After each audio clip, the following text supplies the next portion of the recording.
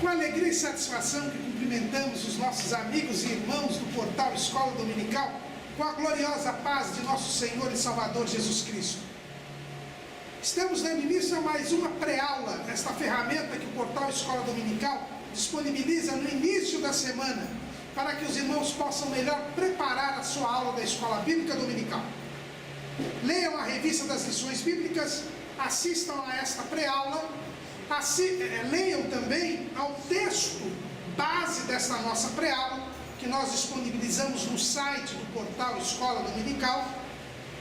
Durante a semana nós disponibilizamos outros 4 textos de apoio desta mesma lição no portal Escola Dominical. Se não tiver alguma dúvida durante a semana, coloque a sua pergunta na sala dos professores do portal Escola Dominical. Nós nos abstemos de responder a perguntas aqui no canal do YouTube. Para maior racionalização, o irmão se cadastre no site do portal Escola Dominical, na sala dos professores, e lá o cadastramento é gratuito. Nós estaremos ali respondendo as suas perguntas. Durante a semana também, ouça as leituras diárias, breves comentários em áudio dos textos que são sugeridos pela revista das lições bíblicas. E o irmão, além de ter um momento de devocional, o irmão também estará preparando a sua aula da Escola Bíblica Dominical. E aos sábados, às 19 horas, horário de Brasília, aqui no nosso canal do YouTube, nós fazemos a transmissão ao vivo do estudo preparatório dos professores e amigos da Escola Bíblica Dominical da Igreja Evangélica Assembleia de Deus, Ministério do Belém, na sede em São Paulo. E se o irmão estiver aqui em São Paulo, na Grande São Paulo, o irmão é nosso convidado, pois ali a assistência é aberta a todos os interessados. Mas tudo isso é apenas a preparação da Escola Bíblica Dominical. A Escola Bíblica Dominical, como ensina o pastor Antônio Gilberto, é o povo do Senhor, no dia do Senhor, na casa do Senhor, estudando a palavra do Senhor. Neste segundo trimestre de 2018, nós estamos estudando o tema Valores Cristãos, confrontando as questões morais de nosso tempo. E hoje estaremos estudando a lição de número 10, Ética Cristã e Vida Financeira. Iniciando aí mais um bloco desse trimestre. Nós estamos agora a estudar o 4º bloco, essa lição 10, que é a lição 11, onde nós vamos falar sobre o relacionamento do cristão com as coisas, com os bens. O nosso comentarista é o pastor Douglas Roberto de Almeida Batista, presidente da Assembleia de Deus da Missão no Distrito Federal, em Brasília, na capital da República, e que também foi o relator da comissão especial que fez a declaração de fé das Assembleias de Deus. Ética financeira, a ética cristã e vida financeira. Quando nós introduzimos aqui a aula, nós já dissemos que nós agora vamos estudar o relacionamento do ser humano com os bens. E por causa disso, nós já temos aqui um grande problema, uma grande questão, que é o papel do homem, a posição do homem e a posição dos bens. Quando Deus criou o homem, Ele colocou o homem como o ser mais importante da face da terra. Lá em Gênesis 1:26 está escrito: e disse Deus, façamos o homem à nossa imagem, conforme a nossa semelhança, e domine sobre os peixes do mar, sobre as aves dos céus, e sobre o gado, e sobre toda a terra, e sobre todo o réptil que se move sobre a terra. Nós vemos aqui que o homem é a coroa da criação. Ele foi colocado sobre tudo o que há na face da terra.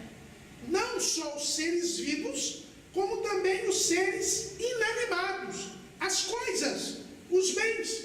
No Salmo 8º, nós encontramos o salmista Davi nos mostrando essa posição de proeminência do ser humano. Diz lá no Salmo 8, versículo 4: que é o homem mortal para que te lembres dele? E o filho do homem para que o visites? Contudo, pouco menor o fizeste do que os anjos, e de glória e de honra o coroaste. Fazes com que ele tenha domínio sobre as obras das tuas mãos. Tudo puseste debaixo de seus pés. Todas as ovelhas e bois, assim como os animais do campo, as aves dos céus e os peixes do mar, e tudo o que passa pelas veredas dos mares. Então os homens são mais importantes do que quaisquer outros seres que existem na face da terra. Os seres vivos e os seres inanimados, as coisas. O homem está acima de tudo isso. Esta é a posição do homem. O homem sendo senhor, sendo dominador sobre todas as coisas. Com o pecado, porém, houve uma inversão de valores. O homem acabou sendo escravizado pelo maligno e ele hoje vive em função das coisas. Ele se prende pelas coisas, principalmente pela posse das coisas e pelas riquezas. E quando nós falamos na vida financeira, estamos falando das riquezas, estamos falando das finanças, estamos falando deste relacionamento entre homem e bens, que era um relacionamento de dominação do homem sobre os bens, e agora é um relacionamento em que o homem se vê preso pelos bens, se vê escravizado pelos bens, numa inversão de valores. É por isso que se costuma dizer que o homem foi feito para usar as coisas e amar os seres humanos.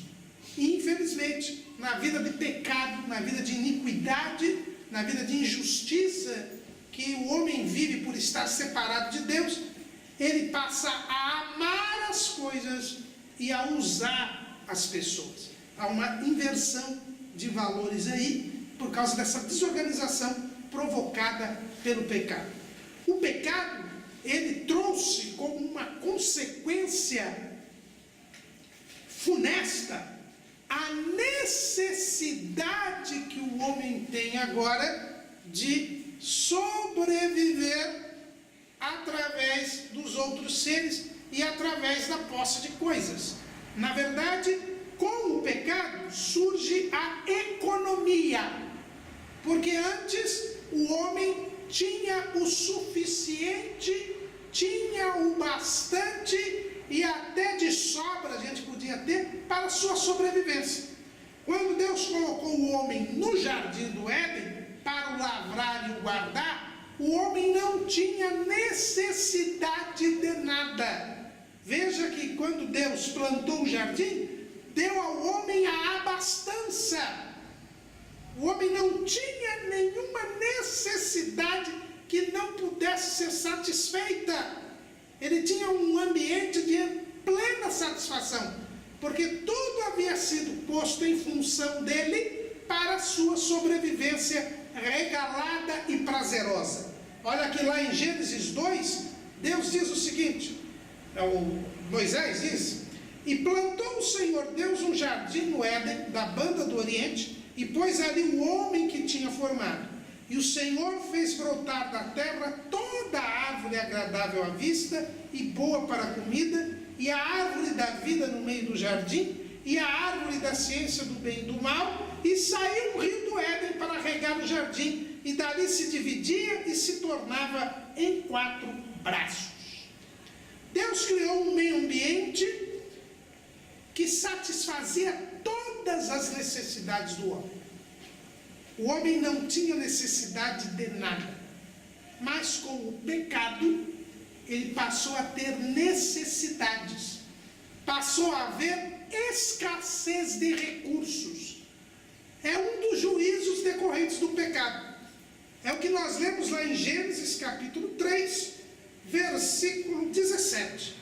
E a Adão disse: porquanto deste ouvidos à voz de tua mulher, e comeste da árvore que te ordenei, dizendo, não comerás dela, maldita é a terra por causa de ti, com dor comerás dela todos os dias da tua vida, espinhos e cardos também te produzirá, e comerás a erva do campo, no suor do teu rosto comerás o teu pão, até que te tornes a terra, porque dela foste tomado, porquanto és pó, e em pó te tornarás.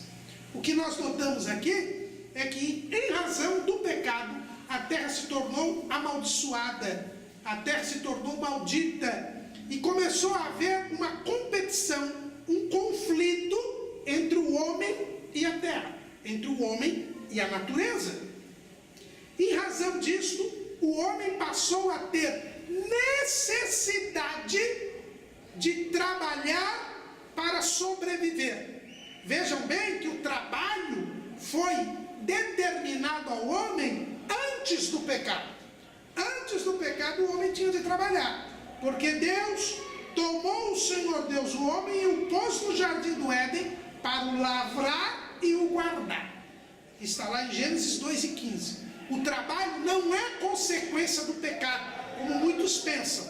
Não, o trabalho nos faz semelhantes a Deus. Deus trabalha também. Jesus disse, meu Pai trabalha e eu trabalho até agora também. Então, o trabalho não é consequência do pecado. O homem foi feito para trabalhar, porque ele é a imagem e semelhança de Deus. Agora, o homem, ele, depois do pecado, precisa trabalhar para sobreviver. O trabalho passou a ser necessário para a sobrevivência. O trabalho não era necessário para a sobrevivência antes do pecado. Ele passou a ser necessário para a sobrevivência, e o que é pior, o homem passou a ter escassez de recursos, porque a natureza agora amaldiçoada, ela começou a produzir espinhos e cardos, passou a ser um obstáculo à sobrevivência do homem. E é aí que surge a economia. O que é a economia? A economia é a parte da sociedade, da vida em sociedade, que cuida da administração dos recursos. Como os recursos são escassos, o homem tem que saber administrar os recursos para satisfazer as suas necessidades, que nunca serão plenamente satisfeitas. Então o homem, ele é obrigado a administrar os recursos que tem para poder sobreviver. E ele adquire esses recursos pelo trabalho. É aí que surge a ordem econômica. É aí que surge a necessidade de administração dos recursos.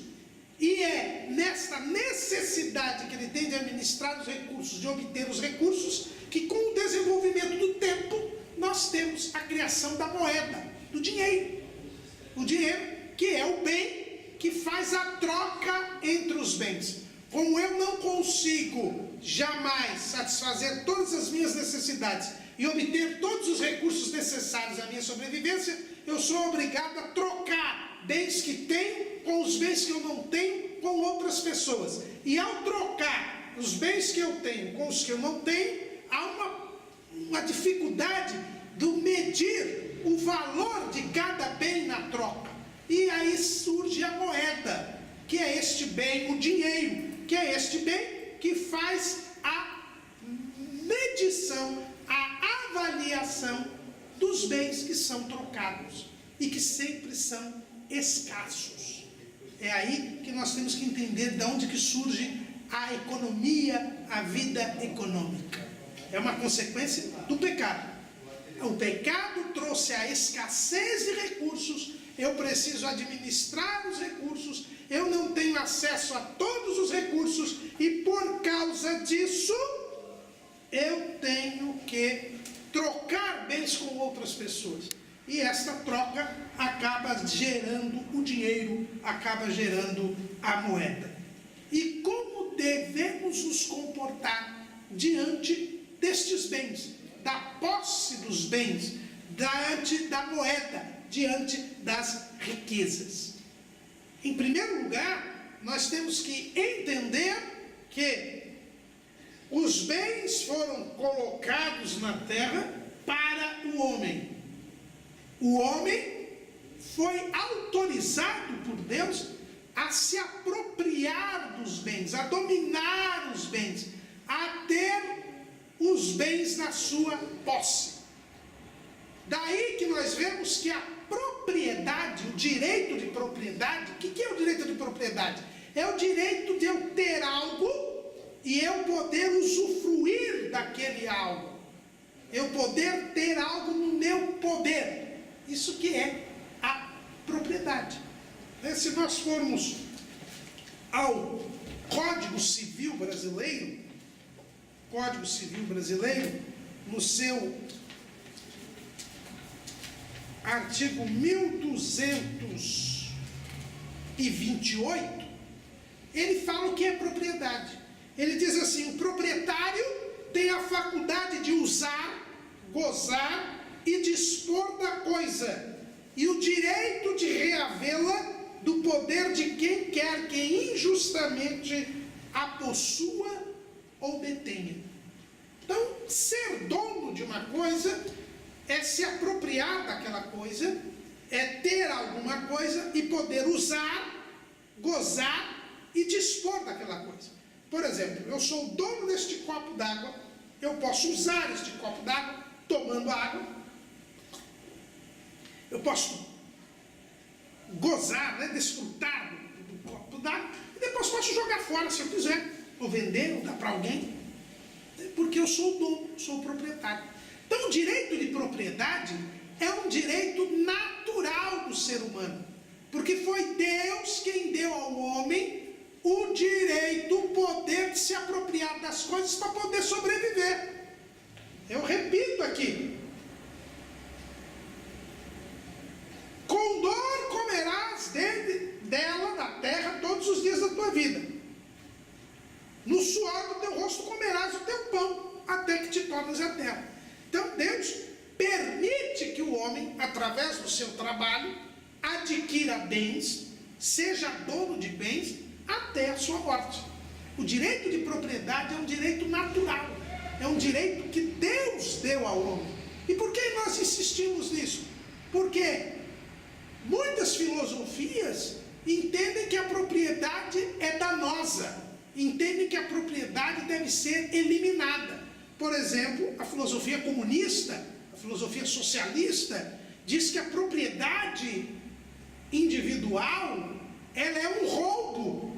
Era assim que dizia Friedrich Engels, que era o grande parceiro de Karl Marx, os criadores, os mentores do comunismo. Eles consideram que a propriedade é um roubo, e não é um roubo. A propriedade não é um roubo. Deus, quando pôs o homem na terra, deu poder ao homem de se apropriar dos recursos da natureza para que ele possa sobreviver.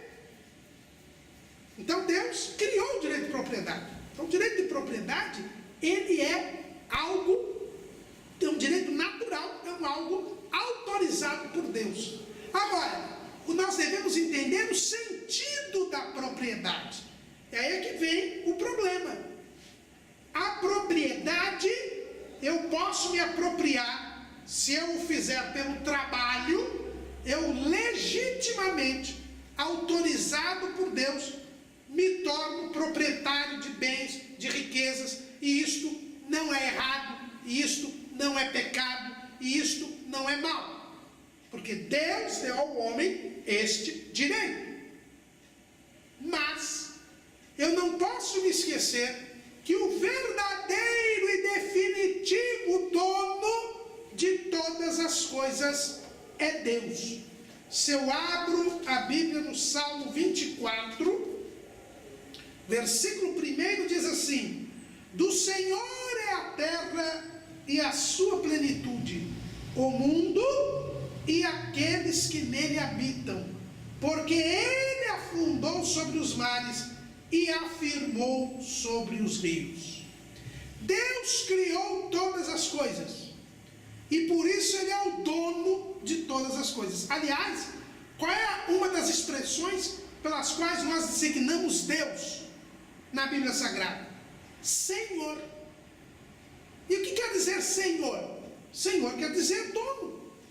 Quando nós chamamos Deus de Senhor, nós estamos reconhecendo, como diz o salmista, no Salmo 24, que Deus criou todas as coisas. Se Ele é o autor de todas as coisas, Ele é o dono de todas as coisas. Então, no limite, Deus é o dono de todas as coisas. Mas Deus permitiu ao homem que ele se apropriasse das coisas pelo trabalho, a fim de que possa sobreviver na face da terra. E veja bem que quando Deus fala a respeito do direito de propriedade, Ele diz: até que te tornes a terra, porque és pó, e ao pó tornarás. Demonstrando que este domínio que o homem tem, ele é temporário. É uma autorização que Deus dá de apropriação.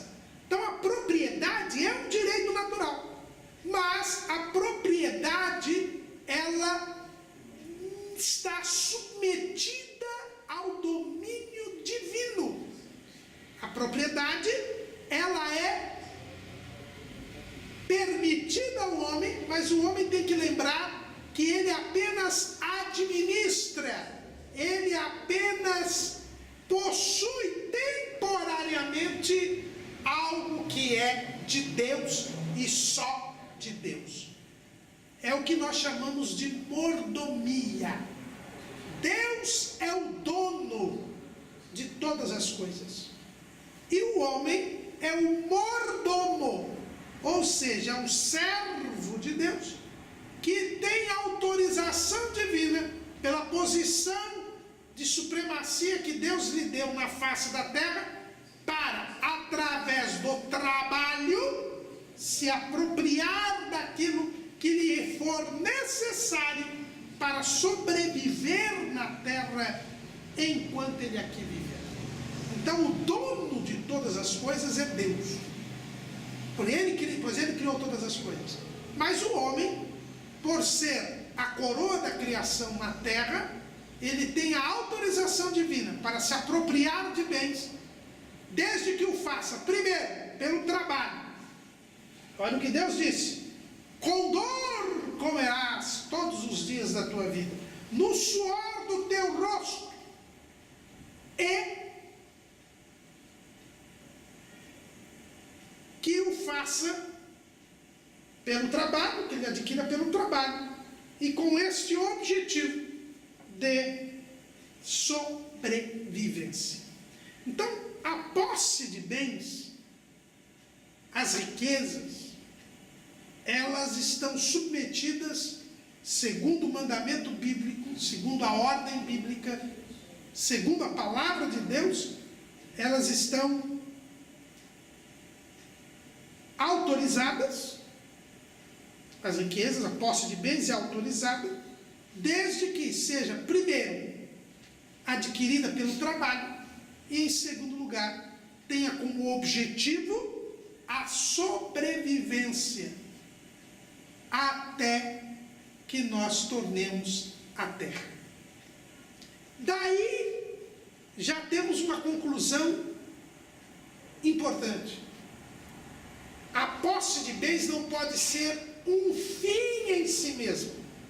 Eu não posso querer possuir bens para me engrandecer, para ter luxo, para oprimir os outros, para achar que eu sou um Deus. Não.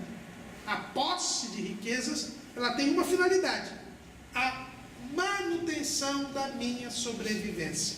É por isso que a ética cristã, a palavra de Deus, ela abomina a acumulação desmedida de riquezas.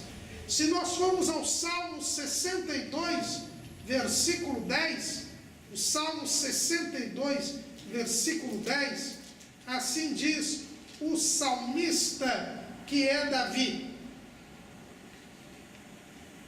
Não confieis na opressão, nem vos desvaneçais na rapina. Se as vossas riquezas aumentam, não ponhais nela o coração. Uma coisa disse Deus 2 vezes ao ouvir, que o poder pertence a Deus. Davi aqui, que é um homem rico, financeiramente é um homem rico. Quando nós vamos ver lá o que ele deu de oferta para a construção do templo, e é descrito lá no primeiro livro das Crônicas, se não me falha a memória, no capítulo 29, todos os bens que Davi possuía e que doou para a construção do templo. Então Davi era um homem rico, mas ele era um homem de Deus. E ele diz o seguinte: olha, a riqueza não pode subir a cabeça. Eu não posso ter a riqueza como um objetivo em si mesmo. Eu não posso ter como finalidade na minha vida adquirir bens, acumular bens. Quando eu faço isso, eu coloco meu coração nos bens. Eu passo a amar os bens que eu tenho, amar as riquezas. E é isso que nós não podemos fazer. Ter riquezas é pecado? Não. Ser rico é pecado? Não. Apropriar-se de bens é pecado por força do trabalho? Não. Mas o salmista diz: se você tiver riquezas, não ponha nela o seu coração. Se as suas riquezas aumentarem, não ponha nela o coração. Quando eu passo a amar as riquezas, eu peco.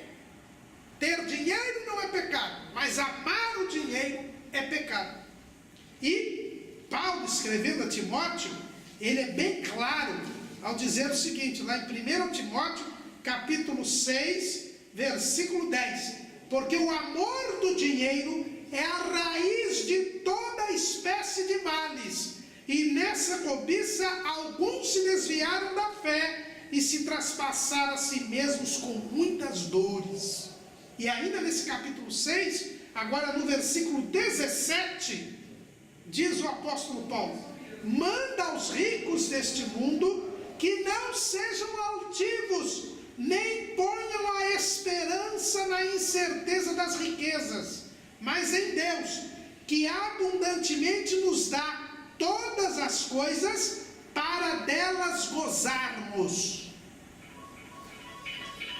Que façam bem, enriqueçam em boas obras, repartam de boamente e sejam comunicáveis.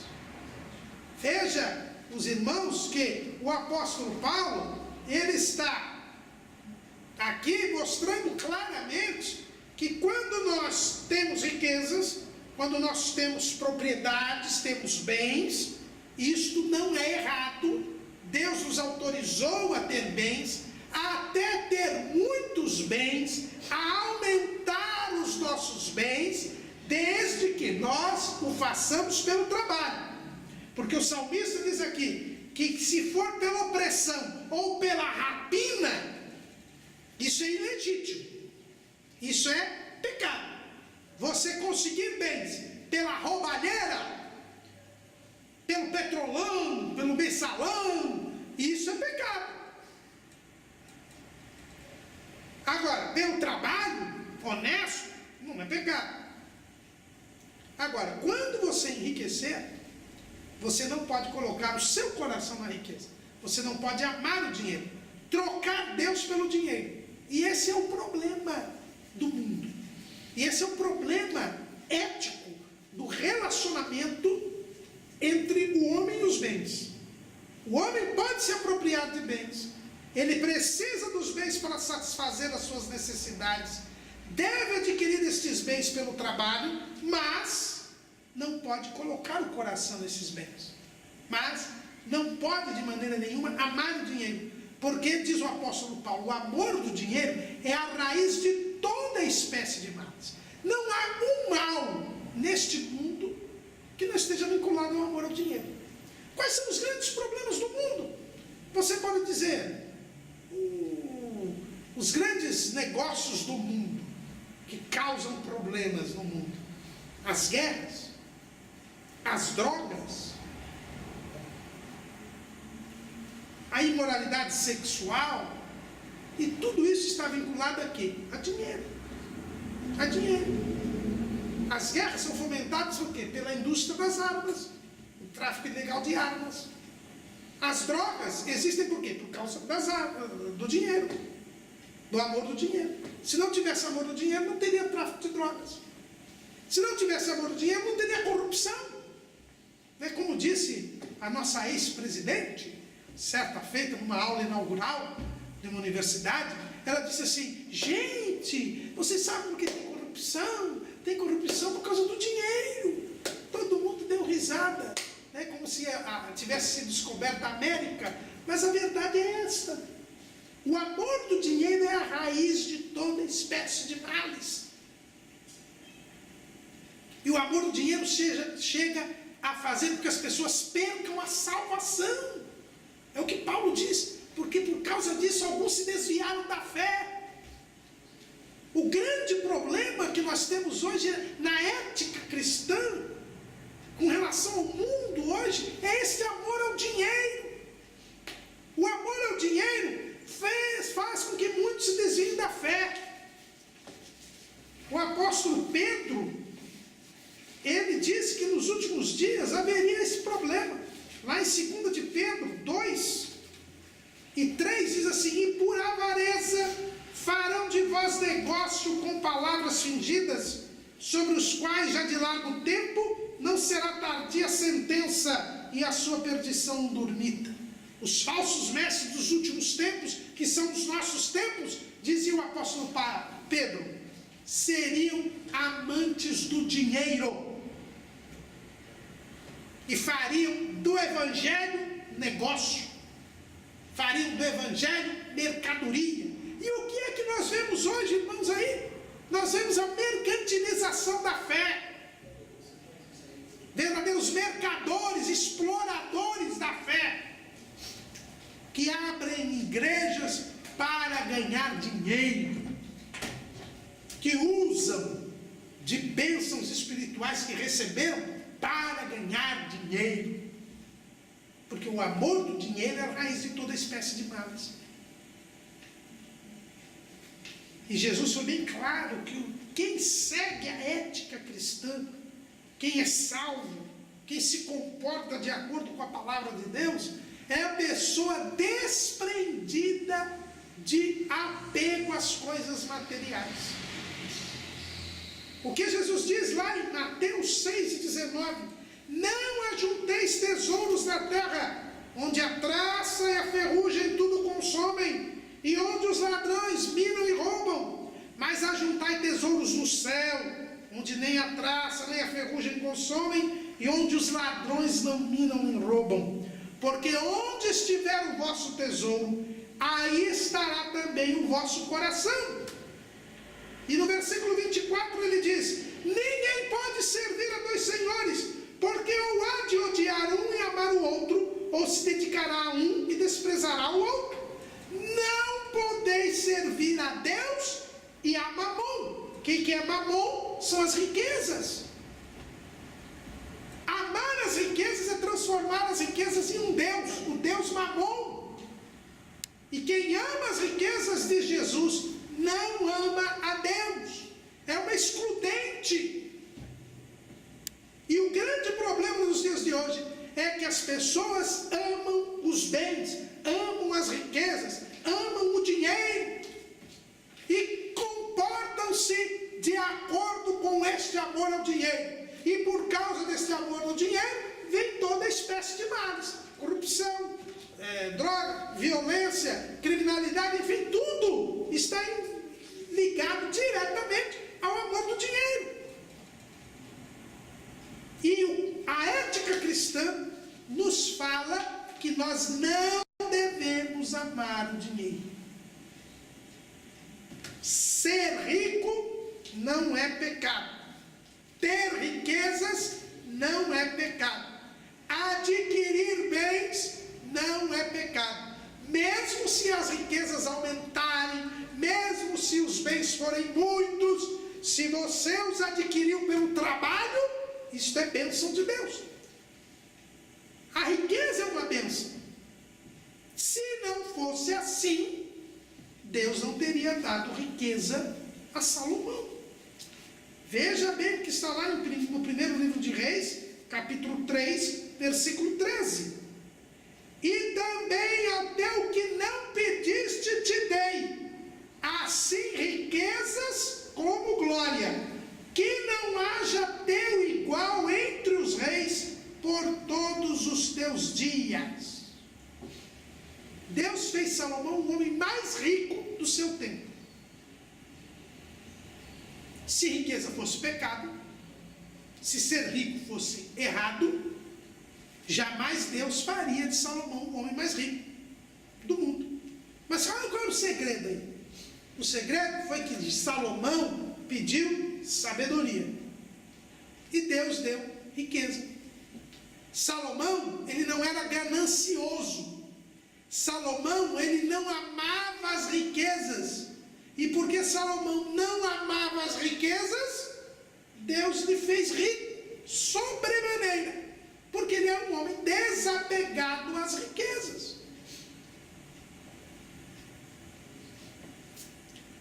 E no livro de Eclesiastes, Salomão mostra que ser rico, e ele era o homem mais rico da terra, não era a coisa mais importante, porque ter riquezas, disse ele, é vaidade. Nós não podemos confundir isso. Existe aí um falso evangelho. Aliás, existem dois falsos evangelhos aqui, que nós devemos tomar cuidado, que os dois estão em desacordo com a ética cristã. O primeiro é que diz que ser rico é ser mau, todo rico não presta, todo rico é ímpio. Uma das provas de que a pessoa é ímpia é ela ser rica, e que nós devemos lutar contra os ricos, porque os ricos são exploradores, são ladrões. Isto é a filosofia comunista, que foi travestida depois de teologia da libertação.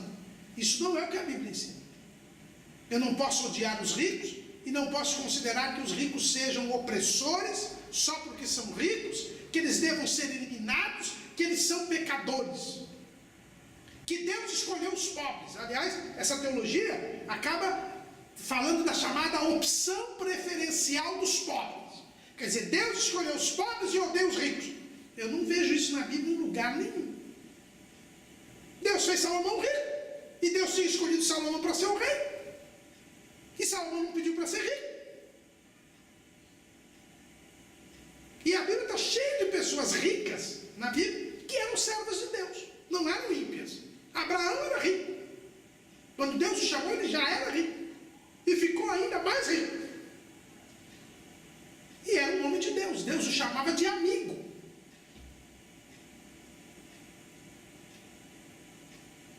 Então, dizer que a pessoa que é rica é pecadora, é exploradora, é errado. Então, essa teologia da maldição da riqueza não é bíblica. Agora, de outro lado, você tem aqueles que dizem que é a famosa teologia da prosperidade, que a riqueza é sinal de que a pessoa é abençoada. A pessoa salva é rica. Então, a riqueza das pessoas depende, a salvação das pessoas depende da riqueza. Então, a riqueza é um sinal de que a pessoa é salva, de que a pessoa está do lado de Deus, é abençoada por Deus. Assim pensavam os judeus. Os próprios discípulos de Jesus, quando tem aquele episódio do jovem rico, e Jesus manda ele entregar todos os seus bens e o seguir, e ele não aceita e vai embora, porque ele tinha o coração das riquezas. Aí Jesus diz: como é difícil o rico entrar no reino de Deus. Aí as pessoas interpretam dizendo: está vendo? O rico não vai para o reino de Deus. Jesus não disse isso. Jesus disse que era difícil para um rico entrar no reino dos céus. Por quê? Porque ele tem tendência em confiar nas riquezas. A vida de um rico na face da terra é muito mais fácil. Ele tem a ilusão de que ele pode comprar tudo. Mas o dinheiro não compra tudo. É isso que Jesus está dizendo. Mas ele não está dizendo que o rico não vai para o céu de jeito nenhum. E ele também desmonta o imaginário judaico de que a pessoa rica era uma pessoa que tinha mais chance de ser salva.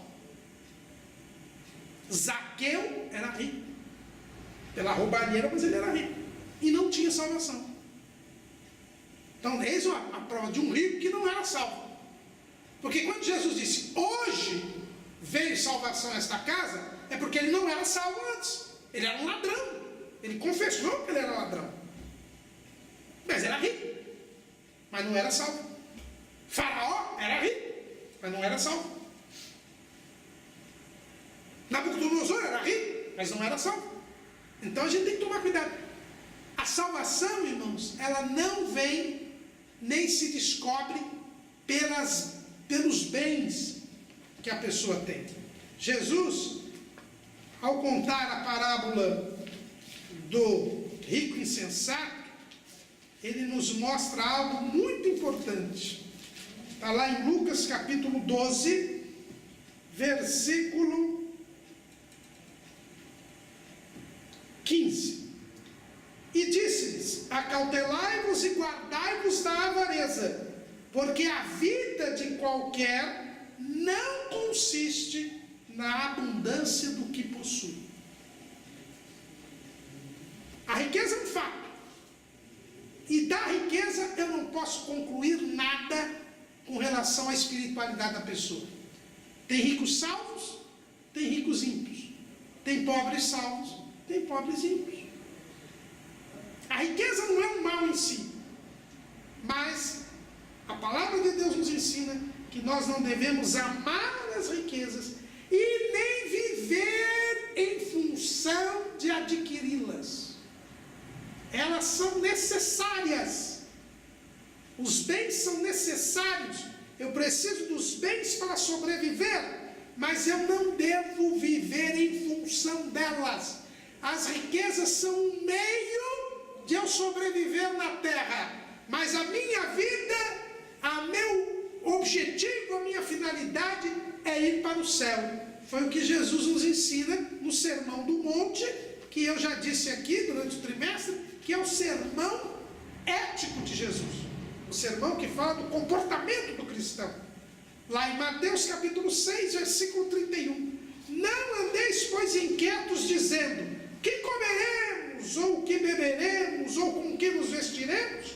Porque todas estas coisas os gentios procuram.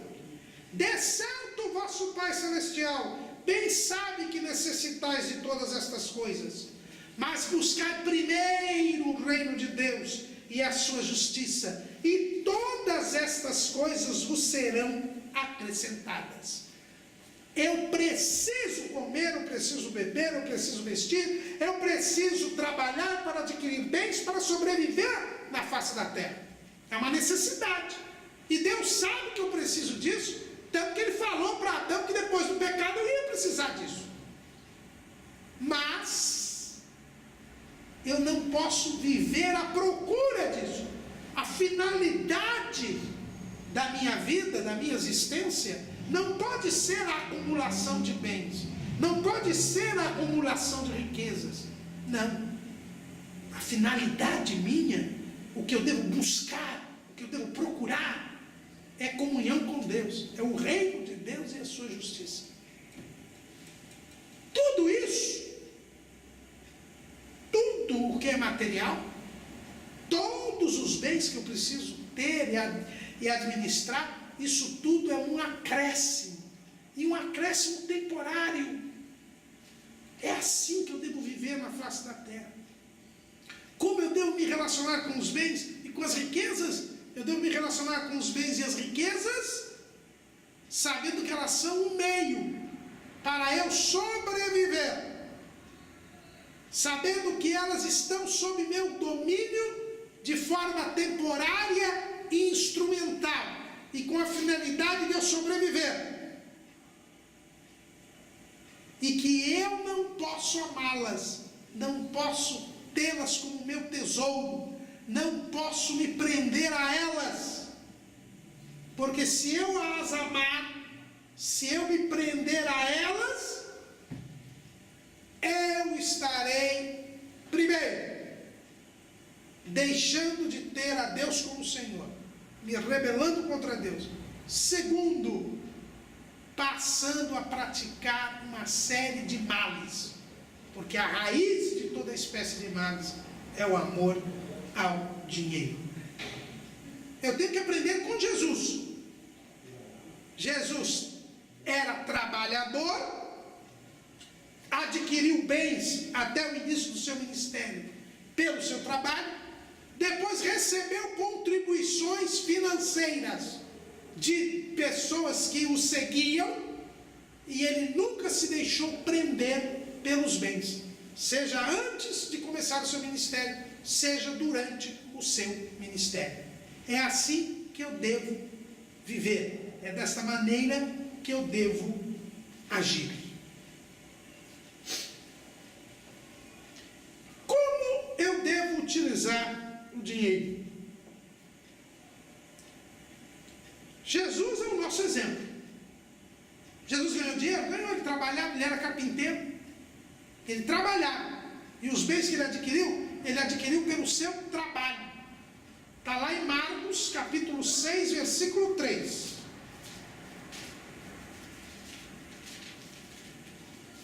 O povo da cidade onde ele foi criado, Nazaré. Não é este o carpinteiro, filho de Maria, e irmão de Tiago, de José, e de Judas e de Simão? E não estão aqui conosco suas irmãs? Escandalizavam-se nele. O ex-chefe da igreja romana, o Papa Paulo VI, que foi Papa de 1963 ou 64 até 1978, ele tem uma pregação muito bonita. Quando ele visitou a cidade de Nazaré, ele pregou sobre Jesus em Nazaré. E ele disse que a lição mais longa na existência terrena que Jesus deixou foi a lição do trabalho. Porque ele trabalhou até os 30 anos de idade. Ele era conhecido em Nazaré como o carpinteiro. Então Jesus nos ensina que nós devemos trabalhar para obter bens. Essa é a primeira coisa que a gente tem que entender. Toda ordem econômica deve valorizar o trabalho. Todo o nosso comportamento com o dinheiro, com as finanças, com a economia, deve ser o comportamento de valorização do trabalho. O profeta Isaías, lá no capítulo 53, ele diz assim, versículo 3: era desprezado e o mais indigno entre os homens, homem de dores e experimentado nos trabalhos. Jesus sabia fazer uma coisa, era trabalhar. Ele mesmo disse: meu pai trabalha e eu trabalho até agora também. No Salmo 128 é dito assim: bem-aventurado aquele que teme ao Senhor e anda nos seus caminhos, pois comerás do trabalho das tuas mãos, feliz serás e te irá bem. O caminho do trabalho é o caminho correto que nós devemos ter na aquisição de bens, na obtenção do nosso rico e precioso dinheirinho para nós sobrevivermos. E o que fazer com o dinheiro? Como administrar as nossas finanças de acordo com a ética bíblica? A aquisição dos nossos bens deve ser pelo trabalho, em primeiro lugar. Em segundo lugar, nós devemos observar que jamais devemos gastar mais do que ganhamos. Isto é um problema sério. A ética cristã diz que nós devemos ter este equilíbrio. Não podemos gastar mais do que ganhamos. E aqui nós temos 3 comportamentos, só um balizado pelas Escrituras. Nós não podemos ser avarentos, não podemos ser pródigos, mas devemos ser liberais. Como deve ser o nosso relacionamento com o dinheiro? Em primeiro lugar, não podemos ser avarentos. Avarento é aquele que ama o dinheiro. Avarento é aquele que adora o dinheiro. Quem diz isso é o apóstolo Paulo, lá em Colossenses, capítulo 3, versículo 5. Colossenses 3 e 5. Mortificai, pois, os vossos membros que estão sobre a terra: a prostituição, a impureza, o apetite desordenado, a vil concupiscência e a avareza, que é idolatria. Quando o sogro de Moisés, Jetro, deu um conselho para Moisés para escolher líderes em Israel, uma das características desses líderes tinha que ser exatamente ele aborrecer a avareza. Se você for lá em Êxodo, capítulo 18, versículo 21, está escrito assim: e tu, dentre todo o povo, procura homens capazes, tementes a Deus, homens de verdade, que aborreçam a avareza. Um requisito para liderar o povo era não gostar de dinheiro, não amar o dinheiro. Que bom agora se na próxima eleição você se lembrar disso na hora de votar. Cidadão gosta de dinheiro? Não vote nele, senão vai dar aí Lava Jato, Petrolão, Mensalão, toda essa corrupção aí. Eu volto a dizer o que disse a nossa ex-presidente: é tudo por causa do dinheiro. Homens que aborreçam a avareza.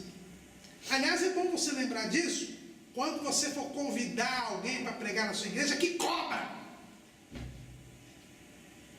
Aliás, é triste, porque é comum quando alguém eu fui convidado, muitas vezes fui convidado para dar um estudo em algum lugar, e a pessoa me pergunta: quanto que o senhor cobra? Parece que não aprendeu com Jetro aqui, não. Homens que aborrecem a avareza. Avarento é idólatra. Quem ama o dinheiro não ama a Deus. Quem faz as coisas por dinheiro, ama o dinheiro. Jamais pergunte para alguém quanto ele cobra para ir pregar, para dar um estudo na sua igreja, para cantar. Você vai estar levando um avarento. E avarento é idólatra. E quem ama o dinheiro não ama a Deus. Você vai colocar no púlpito alguém que não ama a Deus, um agente do cão que você está patrocinando. Então não pode ser avarento, mas também não pode ser pródigo. Quando a gente fala da parábola do filho pródigo, as pessoas pensam que pródigo é a pessoa que sai de casa. Eu já ouvi algumas pessoas falando assim: fulano sai de casa, é um pródigo. Não, irmão, pródigo não tem nada a ver com isso. Pródigo é a pessoa que não tem limite de gastar. É o gastão. É a pessoa que tem uma deficiência na avaliação dos bens e gasta sem parar. Isso é que é ser pródigo. Por que esse filho é chamado de pródigo? Porque a gente vai ler lá em Lucas, capítulo 15, versículo 13. E poucos dias depois, o filho mais novo, ajuntando tudo, quer dizer, ele pediu a metade da herança, que ele nem tinha herança, porque o pai não tinha morrido, mas o pai deu metade do patrimônio para ele, então ele, ajuntando tudo, partiu para uma terra longínqua e ali desperdiçou a sua fazenda, vivendo dissolutamente. E havendo ele gastado tudo, houve naquela terra uma grande fome e começou a padecer necessidades. Por isso que ele é chamado de pródigo. A Bíblia não fala que ele é filho pródigo, né? Esse foi o nome dado pelos estudiosos da Bíblia, a parábola do filho pródigo. Jesus fala, só fala mais novo, filho mais velho. Mas porque ele gastou tudo, desperdiçou a sua fazenda, ele é pródigo. Então a prodigalidade é outro comportamento que não tem como um servo de Deus agir. Por quê? Porque essa pessoa que gasta tudo, desperdiça tudo, não dá valor aos bens, e normalmente quem não trabalhou para ter esses bens faz isso. Esse filho não tinha feito nada, né? Foi o pai quem trabalhou, ele só pegou para gastar. Então ser pródigo é outra coisa que não tem cabimento. Existe um versículo, estamos aqui, e eu já quero agradecer aqui ao nosso evangelista, irmão José Bispo de Oliveira, que mais uma vez está cedendo a congregação que ele dirige aqui, na Vila Nova Manchester, aqui no setor 111, da Vila Carrão, aqui do Ministério do Belém, da Assembleia de Deus. Estamos aqui gravando aí, agradeço. Né? E falar de dinheiro, o irmão Bispo, você conhece bem, ele é o tesoureiro do portal de Escola Dominical. E ele trabalhou, eu só aprendi com ele. Ele tinha um versículo que ele gostava de falar para alguns crentes devedores que existiam por aí, né? Ele trabalhou numa época em uma empresa administradora de cartões de crédito, e normalmente ele ainda tinha algumas pessoas, irmãos, que devendo, não pagando, e ainda tinham coragem de dizer como justificativa que eram crentes. Aí o nosso irmão Bispo lembrava de um versículo que está lá em Romanos capítulo 13, versículo 8, que diz assim: a ninguém devais coisa alguma, a não ser o amor com que vos ameis uns aos outros, porque quem ama aos outros cumpriu a lei. A ninguém devais coisa alguma. Irmãos, existem alguns crentes que devem tudo para todo mundo. Gastam desmesuradamente. Acham que aquele cartãozinho de crédito é uma fonte sem fundo de dinheiro. E depois, quando chega a fatura, ainda bem que agora o governo mexeu um pouco nisso aí, já não pode mais ficar essa bola de neve indefinida, né? Agora mudou isso. Mas precisava o governo fazer isso. Porque tem gente que gosta tanto de dever, que agora que o cartão de crédito tem limite, né, acho que na segunda ou terceira fatura já corta, ele vai para o agiota. Porque o negócio dele é dever. E depois do agiota ele vai até para o traficante. Que eu conheço casos, até, é melhor não falar aqui, que alguns irmãos podem até escandalizar, mas eu sei até de dirigente de igreja, que primeiro pôs a igreja no banco, depois no agiota, depois no traficante. O negócio era gastar. Você ser pródigo, irmãos. E por causa disso, são pessoas que não têm noção do valor das coisas, que amam as coisas. Por isso que elas fazem isso, porque elas amam o dinheiro. E como não tem, vão pegando emprestado.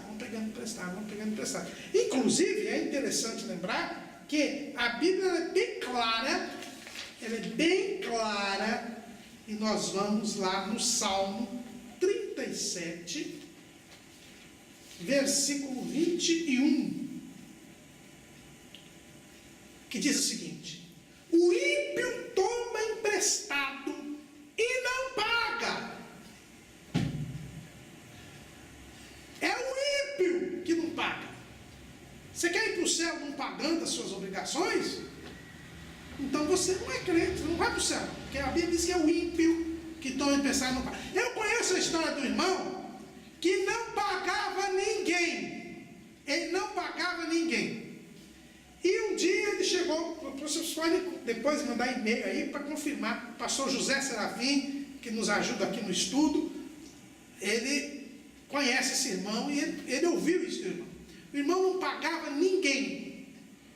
E aí ele chegou para o pastor José Serafim e falou assim: irmão, pastor Serafim, você vê, o irmão veio me cobrar.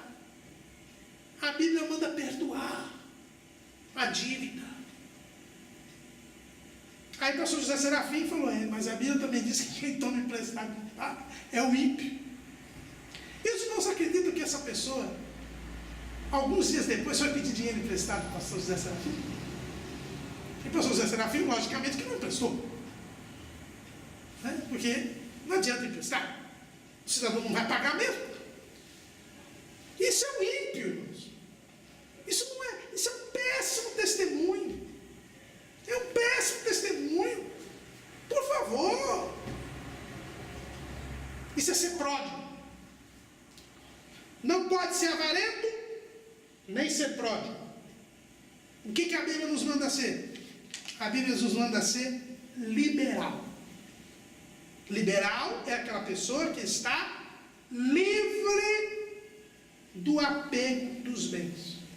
Ele não vive em função dos bens. Ele não se prende pelos bens. Ele usa dos bens, desfruta dos bens. É pecado você usar o dinheiro que você ganhou, mano? Não é. Lá no livro de Eclesiastes, Salomão diz que quem trabalha, ameia bem, deve desfrutar dos bens que você legitimamente obteve. Mas você não pode se prender aos bens, não pode amar os bens. E por isso o liberal, e a Bíblia fala várias passagens a respeito do liberal.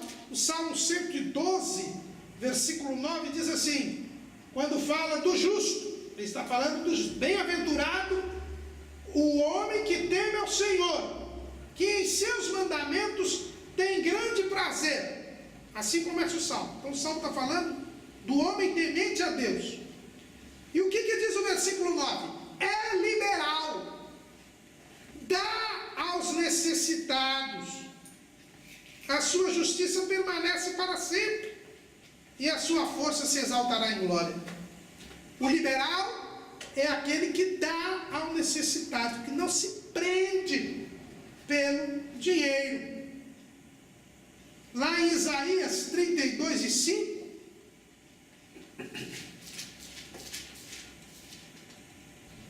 ao louco nunca mais se chamará liberal, e do avarento nunca mais se dirá que é generoso. Esse bem louco é o ímpio. O justo, ele é liberal, ele é generoso. Ou seja, ele não se prende pelas coisas desta vida. Lá na lei de Moisés, lá em Deuteronômio 15:11, diz assim: pois nunca cessará o pobre do meio da terra, pelo que te ordeno, dizendo, livremente abrirás a tua mão para o teu irmão, para o teu necessitado e para o teu pobre na tua terra. Deus disse que nunca vai deixar de ter pobre na terra. Então essa história do comunismo, de todo mundo ficar banho igual, não existe isso. Não existe. Os judeus, até os doutores da lei, os rabinos judeus, eles dizem o seguinte, que o rico, por que Deus põe ricos e pobres na sociedade? Para que o rico tenha o dever de auxiliar o pobre a sobreviver. E com isso, há o amor entre as pessoas, há o amor ao próximo. É uma forma de Deus fomentar o amor ao próximo, é fazer alguns ricos e outros pobres. E o rico, ele tem uma dívida com Deus, que é ajudar o pobre. Isso é ser liberal. E o povo de Deus, Israel na antiga aliança, a igreja agora, deve ajudar os necessitados, deve ser liberal. Com relação aos nossos bens, então, primeiro, nós temos, tem que ser adquirido pelo trabalho. Segundo, nós não podemos nos apegar aos bens, temos que ser liberais, não avarentos nem pródigos. Em terceiro lugar, o princípio do dízimo. Na nossa vida financeira, nós devemos lembrar que Deus é o Senhor de todas as coisas. Eu já falei aqui hoje, Salmo 24:1, inclusive do nosso bolso. Tem umas pessoas que entregam a vida toda para Jesus, menos o bolso. Quando se fala em dízimo, é da lei, é dinheiro. Só que todas as coisas pertencem a Deus. E o dízimo é uma atitude em que nós reconhecemos o senhorio de Deus. Nós devolvemos a Deus 10% da nossa renda. Por quê? Porque nós reconhecemos que Ele é dono de tudo. E que Ele nos dá a administração. O dízimo é um ato de fé. Foi previsto na lei de Moisés? Foi. Mas o dízimo é anterior à lei. Abraão deu o dízimo de tudo. E Abraão é o amigo de Deus. E todos os salvos na pessoa de Jesus Cristo, na dispensação da graça, são chamados descendência de Abraão. Jesus disse que nós não somos mais seus servos, somos seus amigos. E se o amigo de Deus dizimou, nós que somos amigos de Deus também devemos fazê-lo. O dízimo é um comportamento de fé e de reconhecimento do senhorio de Deus. E a dispensação da graça, ela é baseada na nossa fé em Cristo. E quando nós nos tornamos salvos, Ele se torna nosso Senhor. Olha, se a dispensação da graça fala de fé e de reconhecimento do senhorio de Deus, o dízimo é um ato de fé e de reconhecimento da soberania de Deus. É uma atitude típica de quem serve a Deus. Além do dízimo na nossa vida financeira, nós devemos pagar as nossas obrigações. Eu já falei disso aqui hoje. Nós temos que cumprir as nossas obrigações. Pagar o que, irmão Caramuru? Pagar tudo que tem que pagar. Primeira obrigação: sustentar os filhos, sustentar os pais na sua velhice e enfermidade. Não são os filhos que entesouram para os pais, mas os pais que entesouram para os filhos. É o que está lá em 2 Coríntios 12, 14. Por isso, eu e você temos como primeira obrigação sustentar os nossos filhos e aquelas pessoas, nossos familiares, que dependem de nós. Porque o que diz o apóstolo Paulo, essa primeira carta de Timóteo aqui hoje está pegando muita gente, né? Mas aqui, 1 Timóteo 5,8. Mas se alguém não tem cuidado dos seus, e principalmente dos da sua família, negou a fé e é pior que o infiel.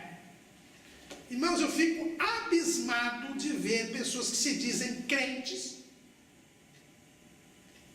e cujos filhos estão passando necessidades, mas eles têm a roupinha nova. Está com vestido novo, está com paletó novo, e o filho passando necessidade. É pior do que o infiel. É por isso, irmãos, que eu digo para os irmãos que eu não tenho pena nenhuma de pessoa que é presa porque não paga pensão alimentícia. Tem que ser preso mesmo. Porque, afinal de contas, o pai tem o dever de cuidar dos seus filhos. Essa é a primeira obrigação. Segunda obrigação que nós temos aí: pagar os tributos. Jesus disse: dai a César o que é de César e a Deus o que é de Deus. Dói na alma pagar imposto aqui no Brasil? Dói, porque a gente não vê retorno nenhum. Mas Jesus disse: dai a César o que é de César. E César também não fazia nada, só arrancava tudo lá e não fazia nada lá. Tá certo? Então eu tenho que pagar os tributos também. A quem tributo, tributo. A quem honra, honra. Pagar as minhas obrigações, os contratos que eu tenho. Água, luz, telefone. Se você é empresário, pagar o salário no dia do seu empregado. Porque Deus diz, a palavra diz, que não se pode anoitecer sem pagar o salário. Porque Deus vai ouvir o clamor dos trabalhadores.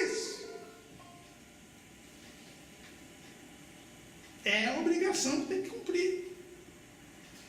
A ninguém devais nada a não ser o amor. Não assuma uma obrigação. Não seja fiador de ninguém. É bíblico. Não seja fiador de ninguém. E tem gente que piora ainda a situação. Salomão já falou que fiador já era uma coisa de outro. Ainda tem gente que empresta um nome para outro. O cidadão está com o nome sujo porque não pagou. Aí você dá o nome seu para ele comprar coisa. Depois vai aí falar com o diabo. O diabo não, você foi desobediente à palavra. Isso é fiança, é um tipo de fiança. Não seja fiador. E hoje não tem problema. Hoje tem seguro fiança, tem depósito. Você não precisa. Se você quer ajudar a pessoa, pague o aluguel da pessoa, mas não seja fiador dela. Porque você vai entrar numa fria e é porque foi desobediente à palavra de Deus. E por fim, você deve ajudar os necessitados. Não é? Nós não devemos gastar tudo. Devemos ter uma poupança. Lembra-se que Salomão mandou aprender com a formiga. A formiga armazena no verão por causa do inverno. Você tem que ter uma poupança. Saber se planejar financeiramente. E ajudar a quem necessita na medida das suas possibilidades. Na medida das suas possibilidades, você deve ajudar. Se você não ajudar quem precisa, quem for necessitado, a Bíblia diz que é o necessitado, não o preguiçoso, o sem vergonha. Esse você não tem que ajudar. Você tem que ajudar o necessitado. Se você não ajudar o necessitado, você estará pecando. Porque a Bíblia diz que quem pode fazer o bem e não faz, peca. Essas são as regras básicas das finanças. Sigamos a palavra de Deus e até a volta de Jesus saibamos administrar os bens. Amém.